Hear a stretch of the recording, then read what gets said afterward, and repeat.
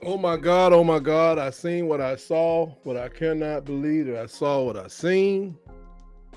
Team that lost time of possession by more than 2 seconds to 1 second. They had 41 minutes, 33 seconds. Just totally ridiculous.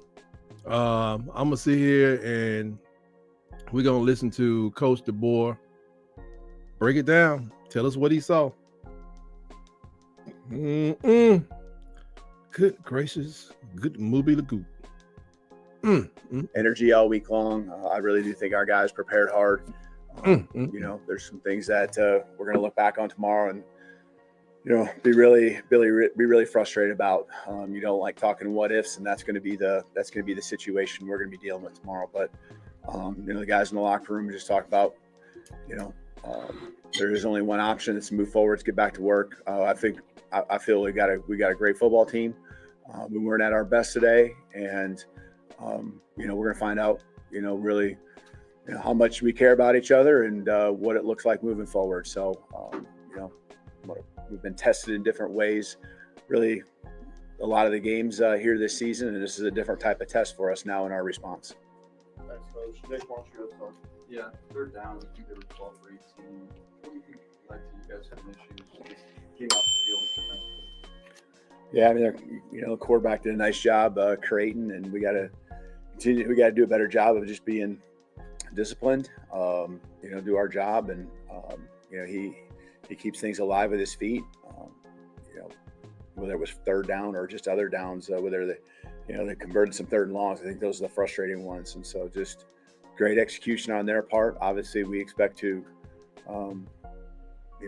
do good on third down too, because I mean, we've done great things on third down. It's been more fourth down, so guys certainly are frustrated about that, and we will look at it and understand that they attacked us in a few different ways, but tip the hat to them. I mean, made the throws, made the catches they needed to, and got themselves in some manageable third downs early in the game. I think it was 6 for 7 or so right away, and so they just continued to wear on us, stayed on the football field. I see the time of possession, and that just continues to wear on your defense when you're out there that long. Katie? After you scored competitive five, how much consideration was given into doing an onside kick, and kind of what was the process there? Yeah, no, a lot of consideration. Just understand this. Everything with the timeouts and the 2-minute warning and all that. Just really felt we were going to be in a good spot. Even if they got one first down, depending on when that was, we would still be able to have a good amount of time to move down the field. I don't think it was a matter of us being able to find guys and execute and get the ball down, and score offensively. So it was just a matter of getting the ball back. So obviously, when it doesn't go the way you want, you always look back and second guess. Maybe wish you tried to onside kick it, but I felt good about the decision at the time, and honestly, I still do right now. Chase? Near the end of the first quarter, Vanderbilt punts. You guys have the substitution penalty with a couple of number twos on the field. They get a first down and end up scoring a touchdown. How damaging was that sequence? Yeah, it's a team. We win as a team, we lose a team. That's all of us, and we have communication and ways of making sure we're all on the same page, and just what we called requiring certain guys to be on the field didn't get circulated around to everyone. I mean, we're well aware of that situation, and just got to do a better job. It's like I said, we win as a team and we lose a team, and those are the things that really hurt you, because I think they kept the drive alive and then ended up scoring a touchdown, and it was just that hump that we couldn't quite get over through a lot of the game, and that one is an early one. Left side, Mike. Malachi was pretty heated. So what was his message in the locker room? Yeah, he was much better when he got in the locker room. The guy pours everything into what he does, doesn't make it okay, and we want to be first class in everything we do, and there's a lot of guys that are really frustrated. So I think the key is that we turn that frustration into positives moving forward, and make sure we remember what we feel here tonight, and remember that tomorrow when we show up, and Tuesday and Wednesday, and all season long. And so Malachi, I'm 100% confident he will do that. He's the frustration out there again comes from the work that he puts in, the belief he puts in. There's not a guy that, there's a couple of guys that were critical from day one when I got here that put their foot down and believed in this place. And he's certainly one of them. And we are going to continue to believe in him. And, he leaves it out on the football field, not just in every game, but every day when we're working out and practicing. He's very vocal. And we need him to continue to be that way. Tony, speaking of Malachi, though, was Kane Womack trying to take him out of the game at one point? It seemed like you put in Bray Hubbard and then he wouldn't leave the field. How do you approach that situation? I'm not sure. When was this? At the very end, it seemed like Bray Hubbard yeah. left the field and then Malachi wouldn't leave. Yeah, I mean, as long as he's not going to get another penalty. I mean, I think with the penalty on him, I guess I was looking at something else, and so I actually thought it was someone up front that got the penalty, and so just as that communication. Yeah, I mean, I'm assuming that's what was happening there. I guess if he is refusing to leave, is there a way that you approach that? Yeah, we'll definitely talk about it if that's what was going on there. All right, Colin. Talk about time of possession in those moments.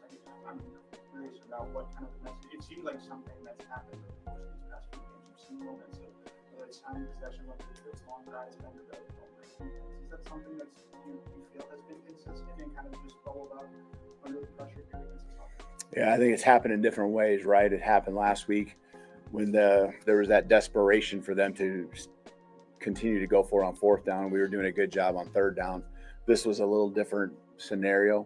They just did a nice job on third down. I really don't feel like they would have probably been pressing as much, especially given the score, letting their defense go out there and do their thing. That's what they've done through, the first games that they've played is played team football, played field position. I think they'd only gone for it 3 times, I think, all year going into today. So, we needed to get off the field on third down. And, again, there's things in all phases that we can do better. We need to take care of the football. We need to get off the field on third down. And so, we're going to own it as a team, and we're going to, keep moving forward. All right, last 2 questions. Wyatt on the left back. Right before that last touchdown drive, you were talking with Jalen Miller during the timeout. What were you saying in that moment? Are you talking about the one before we scored? Yes. Sir. We go through 2-minute drill, every week. And, I just keep reminding him of all the scenarios. And that was something I know he was asking a lot about this week when he and I were meeting. And I just reminded him that, most 2-minute drills, it isn't about the clock. It's about running out of downs. And as much as he's going to want to push the ball down the field, and he needs to feel that he can do that because we were making plays and we were getting guys open. He needed to make sure he always understood the down and distance situation and continued to make sure we were getting first downs, 5 minutes to go or so. So it was about that and getting first downs and then leading to a score. And I thought he did a great job. I thought, he managed it, got us down there. We got the fourth down. We scored a touchdown. Finish up with Charlie. Were you at all surprised by what Vanderbilt did offensively, and regardless, how you guys Yeah. No, I mean, that's their style. That's what they've been doing. They've been controlling it. They've been making it close. They're going to run the clock down. They're going to shorten the game. We knew that was going to be the case. We talked about it all week long, that's Coach Lee. And that's why all week I said he's done a great job of playing team football. And that's exactly what they did, I think, it come down to be assignment sound, and, they put you in isolated spots where one guy's got to get the ball carrier down, and they're just slippery enough, especially when the quarterback just being able to make people miss. And he's a tough kid, and did a nice job when you got kind of running to him.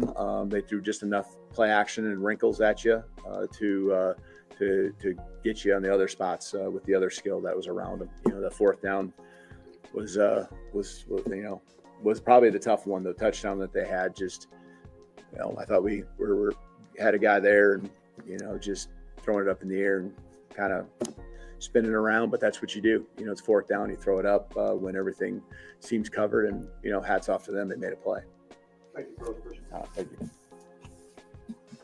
Well, there you have it, Coach Deboer giving his post-game comments. I'll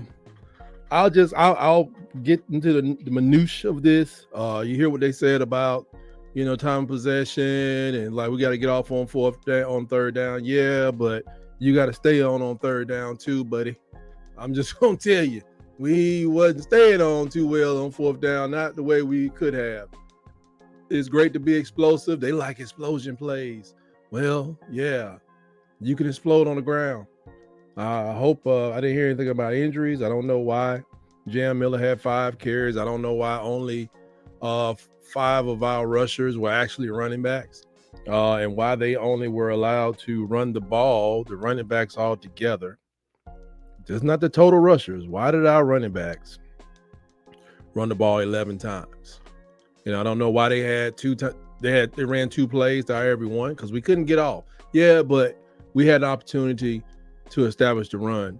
Everybody has an opportunity to establish the same, not run game, but the run game at the beginning of the game.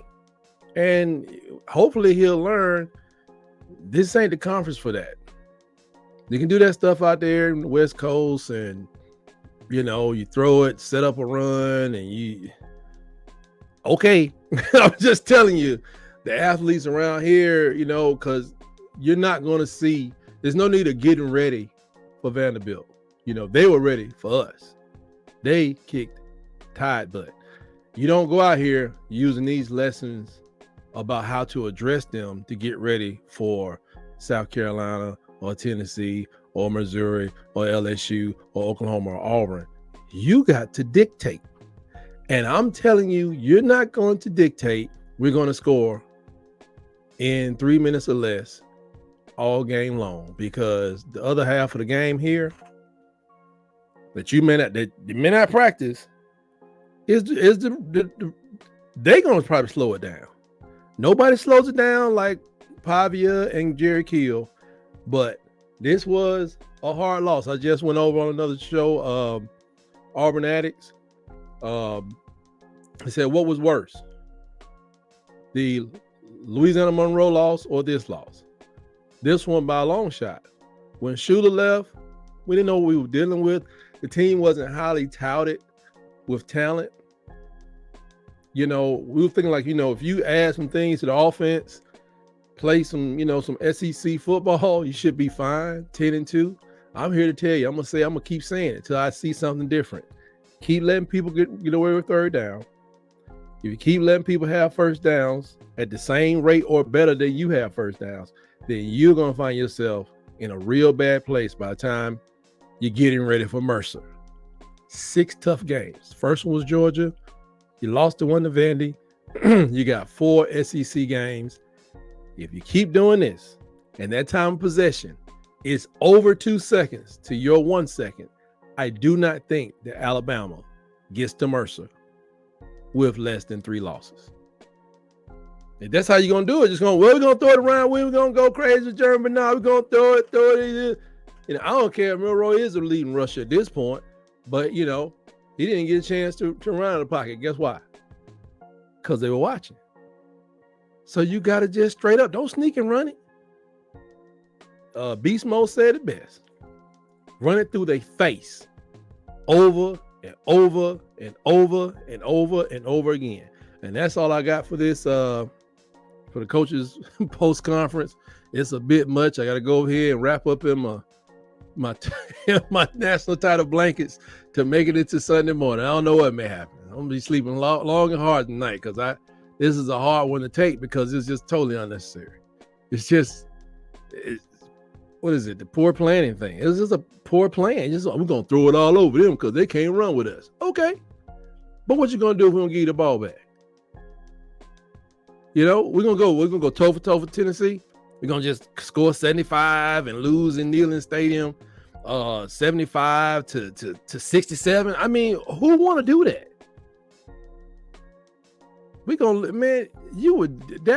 Doing this continuously, running defense to the ground, nobody shining on defense, unless they like superhuman and got a ginseng IV running through their soul. Nobody want to play defense here with this. Complimentary football. Or it's going to just be a long, short. It's going to be a short yet long tenure. for any coach who think they're going to come in the SEC and not control the ball and not give your defense rest. Yeah. If you think I'm lying, go look at Ole Miss. Saban tried to teach him, and he caught that L. I'm gonna get a defense that can just have more stamina because we're gonna throw, we're gonna sling it, we're gonna just rock and roll, baby. Tennessee should have been won a championship with the quarterbacks they've had. He ain't made a playoff. Why do you think that is? Why do you think Georgia's still dominant, even though Tennessee, not under the last quarterback, but on the last two, they scoring anybody, right? No, not if I don't give you the ball. So that's all I got. Still rolling with the Tide. And until next time, always remember, roll, Tide, roll, folks. Roll, Tide, roll. Golly, that's tough.